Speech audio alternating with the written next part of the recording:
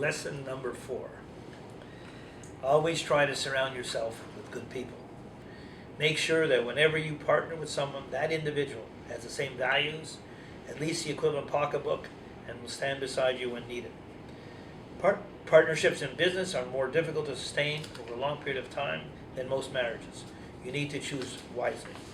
In 1981, I bought at a price below what the Royal Bank had evaluated it, a hotel on St. Denis Street between St. Catherine and René Lévesque Boulevard with 2 minor partners who could not withstand the downturn in the economy in the early 80s, which necessitated the sale of the property in 1983 when interest rates hit 22%. On the other hand, I was involved with 2 solid partners in buying a Sherbrooke building, which also went through some difficulties, but because I was with strong partners, we were able to survive the downturns in the economy and sell the building 23 years later without a mortgage. The only difference in the aforesaid investments was not the opportunity to succeed, but rather the people involved. The 4th most important lesson is to evaluate the people you are involved with before you evaluate the investment itself. Lesson number 5.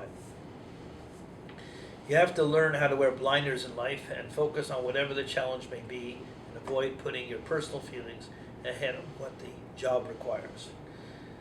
I was a young lawyer representing a hockey player named Pete Mahovlich, who was then a star on the Montreal Canadiens. Detroit Red Wings had come to town to play the Canadiens, and his big brother, Frank Mahovlich, was a star on that team.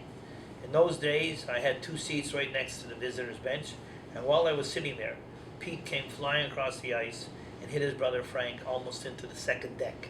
And I was saying to myself, my God, what's it going to be like going out with the 2 of them for dinner after the game? This isn't going to be much fun.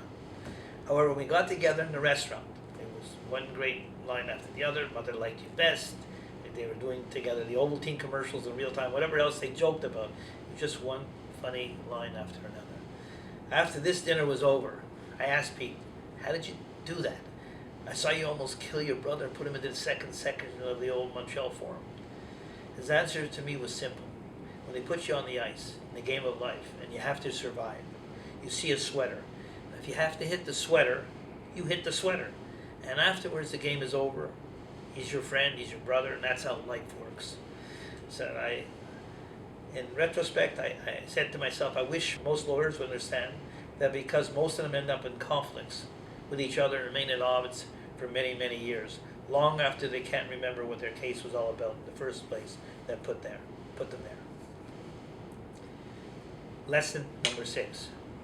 You need to learn what it takes to what I call working the room. I never saw a person work a room better than Ted Turner, who was then the founder of CNN, who was the owner at that time of the Atlanta Braves team in the National League.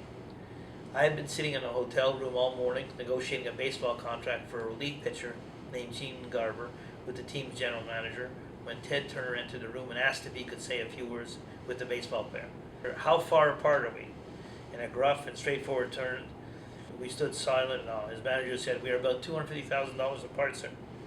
Ted Turner replied, Gene Garber, he rode the buses in the minor leagues just like me, lived on $100 a week, paid Uncle Sam $20, and saved $10 per week. He is my kind of guy. Pay him when he wants, and let's go to dinner. I have another speech to make. He certainly knew how to work the room, and in doing so, became one of the most charismatic individuals of the 20th century. The player who was the beneficiary of his generosity delivered him a pennant and remained loyal to him for the rest of his career. The 6th most important lesson in life is to always work the room when given the chance.